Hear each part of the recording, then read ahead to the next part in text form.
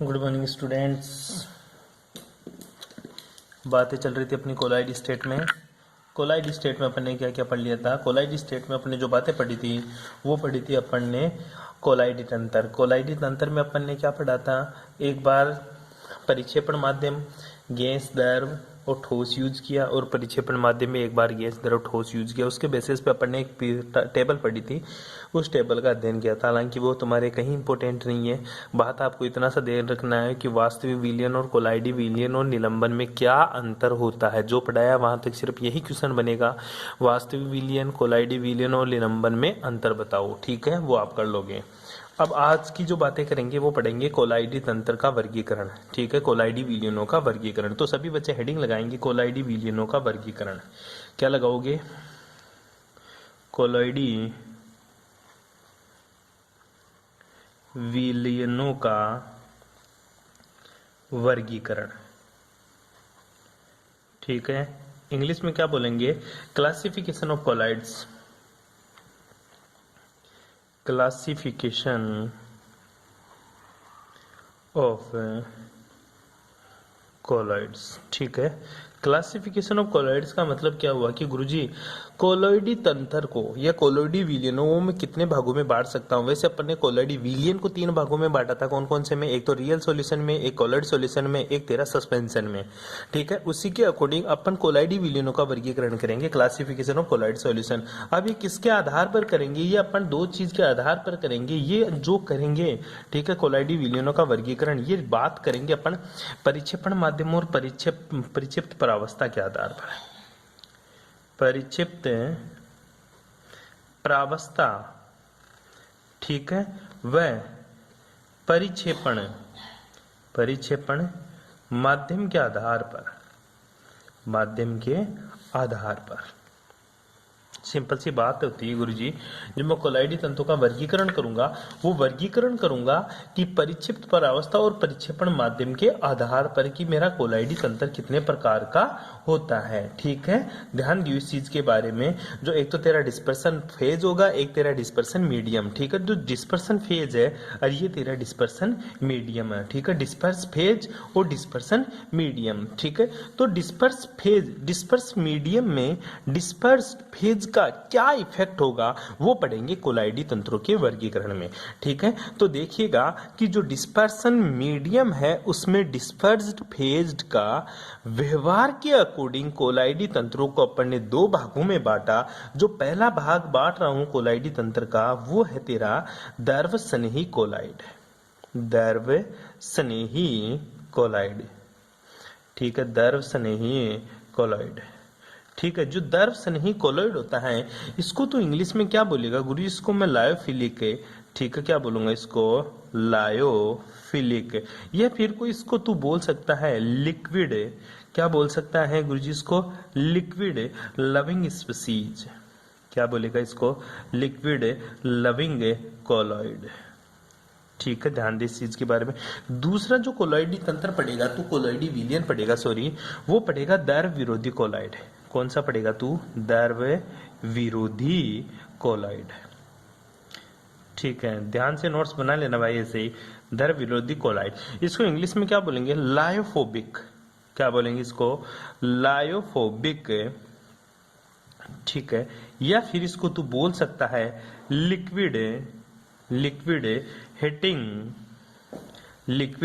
Hating species या liquid hating colloids. इसको क्या बोलता है तू?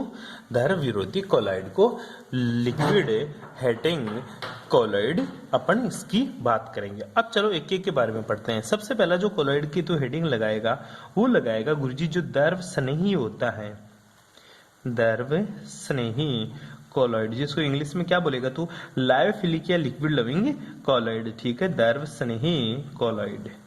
ठीक है, बात करते हैं द्रव स्नेही कोलॉइड की। द्रव स्नेही कोलॉइड्स के बारे में बात करेंगे तो सिंपल सा है, जैसा इसका नाम है वैसे इसके काम है। कैसे गुरुजी? नाम कैसे? जैसे तेरा द्रव स्नेही है तो क्या करता होगा गुरुजी? द्रव के साथ, क्या? द्रव के साथ, ठीक है, द्रव के साथ क्या रखता होगा गुरुजी? द्रव के साथ स्नेह रखता होगा। क्या रखता होगा? स्नेह रखता होगा। स्नेह मतलब प्यार, स्नेह मतलब प्यार, इंग्लिश में लव। ठीक है, क्या करता होगा गुरुजी, ये लिक्विड के साथ क्या करता होगा, लव करता होगा। लव करता होगा मतलब स्नेह करता होगा, मतलब प्यार करता होगा, तो दोनों एक दूसरे के साथ जुड़कर रहेंगे। कौन करता होगा गुरुजी, ध्यान दे, कौन करता होगा, परिक्षिप्त परावस्था। ठीक है, परिक्षिप्त परावस्था के जो कण हैं, अर्थात जो परिक्षिप्त परावस्था के जो कण है वो परिक्षेपण माध्यम के साथ क्या करते, स्नेह करते हैं, लव करते हैं। ठीक है, इसलिए इनको बोलते हैं द्रव स्नेही कोलॉइड। क्या बोलते हैं, द्रव स्नेही कोलॉइड। ये तो मोटा मोटी समझ लिया तूने। ठीक है, ये तो तूने क्या समझ लिया, मोटा मोटी समझ लिया। ठीक है, द्रव स्नेही। इसी तरह तू द्रव विरोधी की बात करेगा तो क्या होगा गुरुजी, जो परिक्षिप्त परावस्था है ना, वो परिक्षेपण माध्यम के साथ क्या करती होगी, हेट करती होगी, नफरत करती होगी, उसका विरोध करती होगी, इसलिए उसको द्रव विरोधी कोलॉइड बोला। क्या बोला, द्रव विरोधी कोलॉइड। तो कहने का मतलब क्या आता है कि इसमें जो परिक्षिप्त प्रावस्था है, इसमें जो डिस्पर्स फेज है, वो डिस्पर्सन मीडियम के साथ कोई बॉन्ड का फॉर्मेशन नहीं करता। किसमें, द्रव विरोधी कोलॉइड में, लायोफोबिक कोलॉइड में या लिक्विड हेटिंग कोलॉइड में। ठीक है, दूसरा जो द्रव स्नेही कोलॉइड है, मींस क्या, इसमें जो डिस्पर्स्ड फेज है वो क्या करता है, डिस्पर्सन मीडियम के साथ क्या करता है गुरुजी, बिल्कुल लविंग स्पीसीज है, मीन्स वो उसके साथ बाइंड होता है। ठीक है, उसके साथ कंबाइंड होता है, इसलिए इसको द्रव स्नेही कोलॉइड बोला। कोई दिक्कत यहाँ तक है? जैसे सिंपल सी ये बात करते हैं। पहली बात और बता दो, अगर यहाँ पे द्रव, द्रव मतलब जो परिक्षेपण माध्यम है, ठीक है, जो परिक्षेपण माध्यम है, परिक्षेपण माध्यम जो गुरुजी इसका डिस्पर्सन मीडियम है, अगर वो मैं H2O यूज कर लूं, क्या यूज कर लूं, H2O, H2O मतलब पानी यूज कर लूं, तो इसी द्रव स्नेही कोलॉइड का नाम क्या पड़ जाएगा गुरुजी, जल स्नेही कोलॉइड। क्या नाम पड़ जाएगा रे, जल स्नेही कोलॉइड। ठीक है, क्या नाम पड़ेगा, जल स्नेही कोलॉइड। इंग्लिश में क्या बोलेगा इसको, इंग्लिश में बोलेंगे गुरुजी इसको हाइड्रोफिलिक कोलॉइड। क्या बोलेगा, तो इसको हाइड्रोफिलिक कोलॉइड, हाइड्रो, क्या बोलेगा, हाइड्रोफिलिक कोलॉइड। ध्यान दे इस चीज के बारे में। ठीक है, दूसरा, अगर सर मैं द्रव विरोधी कोलॉइड में जो द्रव यूज कर रहा हूं, अगर ये द्रव में यूज कर लूं क्या, परिक्षेपण माध्यम में H2O means dispersion medium, we will use dispersion medium as a H2O, that is called जल विरोधी कोलॉइड, जल विरोधी कोलॉइड। ध्यान दे, जल विरोधी कोलॉइड को क्या बोलेंगे, हाइड्रोफोबिक कोलॉइड। क्या बोलेगा, हाइड्रोफोबिक कोलॉइड। सिंपल सी बातें बता दी। अब आ जा तू द्रव स्नेही कोलॉइड में।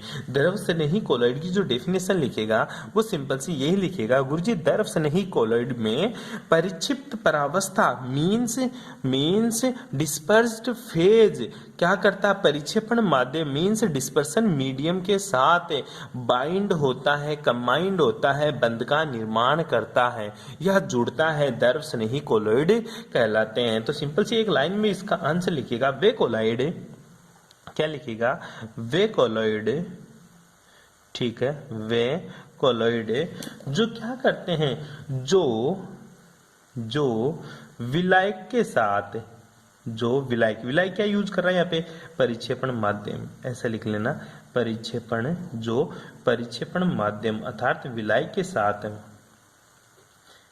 परिक्षेपण माध्यम के साथ या विलायक में, परिक्षेपण माध्यम में सरलता से, क्या रहे, सरलता से क्या कर ले, सरलता से जुड़कर,